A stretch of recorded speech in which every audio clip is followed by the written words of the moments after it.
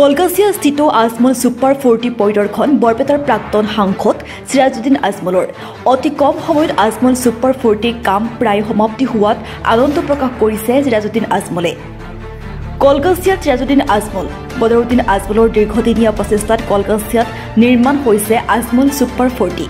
উল্লেখযোগ্য যে নামনি অসমত আজমল সুপাৰ 40 নথকাত ছাত্ৰ ছাত্ৰীসকলে উচ্চ শিক্ষা গ্ৰহণৰ বাবে সুদূৰ হোজাইত যাবলগীয়া হৈছিল। কিছুদিন পূৰ্বে আনুষ্ঠানিকভাৱে শুভ উদ্বোধন হৈছিল আজমল সুপাৰ 40।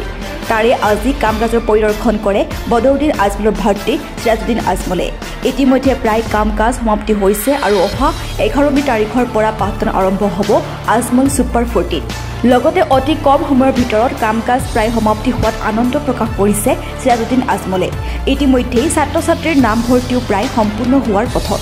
ছাত্ৰ ছাত্ৰী থকা খোৱাৰ সুবিধাৰ লগতে উন্নত মানৰ শিক্ষকৰ ব্যৱস্থা কৰা হৈছে বুলি জানিবলৈ দিয়ে। কলকাছিয়া অঞ্চলত আজমল 40 ব্যৱস্থা কৰি দিয়াৰ বাবে বদৰুদ্দিন আজমলক ধন্যবাদ জ্ঞাপন কৰে। It is my great pleasure today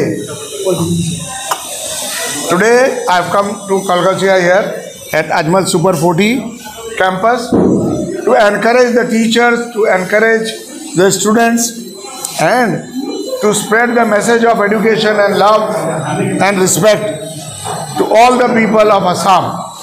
We are proud to have one more center in Assam, and inshallah there will be many more centers all over Assam.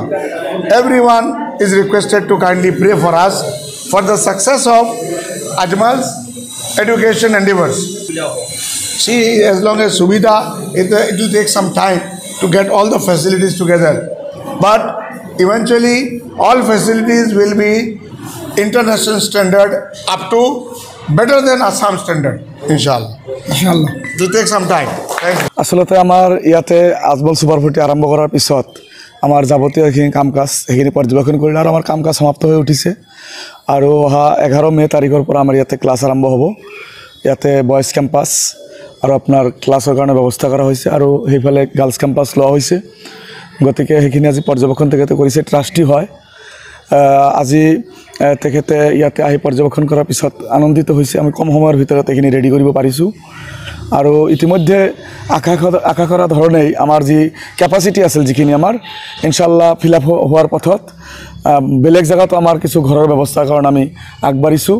ইয়াতে বিল্ডিং ৰেডি নাই কাৰণে তো যিকেই নহওক ইয়াতে যথেষ্ট উন্নতমানৰ শিক্ষকৰ ব্যৱস্থা কৰা হৈছে আৰু বিশেষকৈ কিছু ব্যক্তিসকলে সমালোচনা কৰিছিল যে এইটোৰ পাৰ্মিশ্যন নাই, ইটো সিটো ইয়াতে এডমিশ্যন দি লাভ নাই।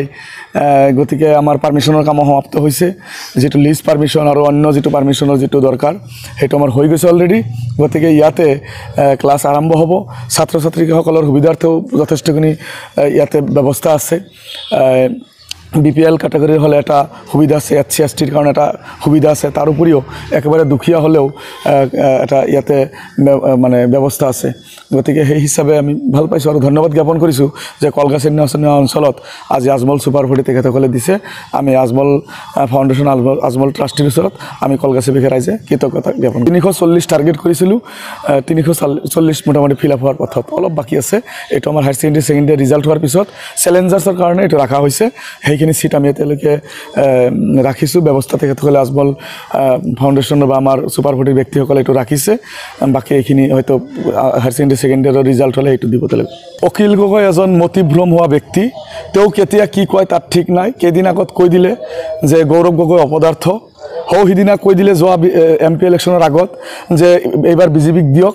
তৰুণ গগৈ ডাঙৰীয়া মুখ্যমন্ত্ৰী থাকোঁতে হাজাৰ হাজাৰ মানুহক লৈ তেওঁ আন্দোলন কৰিছে আৰু নিজে মানুহ জ্বলাই তেওঁ লিডাৰ হৈছে, মানুহ জ্বলাই মাৰি পেলাই তেওঁ লিডাৰ হৈছে। তেওঁ এনেকুৱা চাইকো টাইপৰ ব্যক্তি। তেওঁ কেতিয়া কি কয় ঠিক নাই। জাকিৰ হুছেইন শিকদাৰ ডাঙৰীয়া সিদিনা কৈ দিলে যে জাকিৰ হুছেইন শিকদাৰে BJPৰ লগত সম্পৰ্ক কৰি চলে। আকৌ এতিয়া আজমলৰ পিছত লাগিছে। আজমলৰ পিছত লাগি লাভ নাই। মই শুনিছোঁ সিদিনা কৈছে অখিল গগৈ ডাঙৰীয়া, লুৰিণজ্যোতি গগৈ ডাঙৰীয়া নাই, তেখেতসকলে কৈছে, মই শুনিছোঁ কথাটো যে বদৰুদ্দিন আজমল চাহাবে কেৱল জৰা ফুকা আৰু পানীত ফু দিয়াৰ বাহিৰে একো কৰা নাই। বদৰুদ্দিন আজমল চাহাবে যিখিনি কৰিছে সেইখিনি কৰিবলৈ অখিল গগৈৰ হাত জনম লাগিব বদৰুদ্দিন আজমল সাহেবে 18 অধিক ছাত্র ছাত্রী ডক্টর ইঞ্জিনিয়ার বনাইছে এপিএস বনাইছে এসিএস বনাইছে মেডিকেল বনাইছে স্কুল কলেজ বনাইছে আজি কলকাতাৰ নিচিনা জায়গাত আজমল সুপাৰ ফুটি হৈছে চেঙাত কলেজ হৈছে হ্যাঁ শিক্ষাৰ ক্ষেত্ৰত পইচা পাতি লাগিবই সেইটো কোনেও না কৰিব নোৱাৰে কিন্তু তাৰ লগে লগে কিন্তু সুবিধাও দিছে আমাৰ এই সমষ্টিত মই এজন মানুহৰ নাম কৈছো নাম কলেও তেখেতসকলৰ মানুহৰ হানি হয় মই নিজে আমাৰ জনীয়া সমষ্টিত হিচাপ খুজিলে আপোনালোকে যদি মোক বিচাৰে 126 জন জবৰ এডমিশন দিছিলো ফ্ৰী হোস্টেলত অলপ অলপ পইচা কিছুমানে দিছে কিছুমানে দিয়া নাই তাৰে পৰা 32 জন আপোনাৰ মেডিকেলত পোৱা আছে কলকাতাৰ পৰা মহিবুল ইছলামৰ ৰিপোৰ্ট এনি লাইভ